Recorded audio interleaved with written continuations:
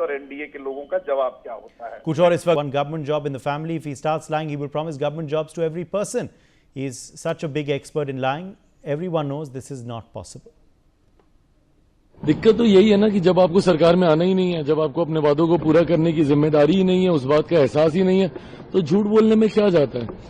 अभी तो इन्होंने शुक्र कीजिए कि परिवार में एक सरकारी नौकरी बोली है। झूठ बोलने पर अगर ये लोग आ जाएं तो हर एक व्यक्ति को सरकारी नौकरी बोल देंगे कि 14 करोड़ बिहारियों को हम लोग सरकारी नौकरी दे देंगे। झूठ बोलने में ये लोग इतने माहिर हैं। बहरहाल ये जितनी बातें हैं प्रैक्टिकल, अगर आप इसको दृष्टि से नहीं देखिएगा, और मैं मानता हूं कि बिहार की जनता, बिहारियों में इतना बुद्धि, इतना विवेक होता है कि उनको हर चीज के, हर पक्ष के, हर पहलू की जानकारी उनको होती है।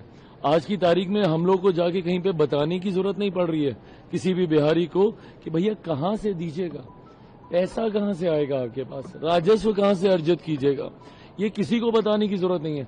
सबको पता है कि ये संभव नहीं है। और ये Ritesh Mishra is live with us on this story. Ritesh, Chirag Paswan has hit out at the manifesto of the Mahagathbandhan and the promises made by Tejasvi Yadav.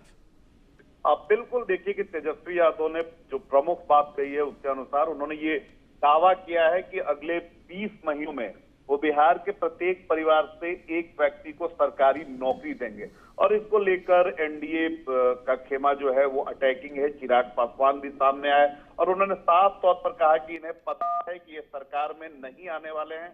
यही कारण है कि ये झूठा वादा कर रहे हैं, क्योंकि इन्हें पता रहता है कि अगर ये सरकार में आएंगे तो जिस तरह से मैनिफेस्टो ला रहे हैं, जिस तरह की ये बातें कर रहे हैं, वो किसी भी सूरत में वो संभव है ही नहीं।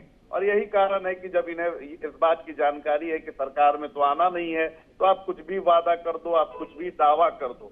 चिराग पासवान ने भी सवाल उठाते हुए कहा है कि आप बिहार के प्रत्येक परिवार से एक सरकारी नौकरी देंगे, तो उसके लिए आपके पास इतना पैसा कहां से आएगा, इसकी जानकारी आप क्यों नहीं देते हैं, आपके पास एक ब्लूप्रिंट क्यों नहीं है, आपके पास रोड मैप क्यों नहीं है। तो ये तमाम सवाल जो हैं वो पूछे गए हैं। हालांकि इस पर जब हमने सवाल पूछा आरजेडी के नेताओं से, तो उन्होंने साफ तौर पर कहा कि बिहार सरकार के पास जहां से पैसा आता है वहीं से हमारे पास भी पैसा आएगा।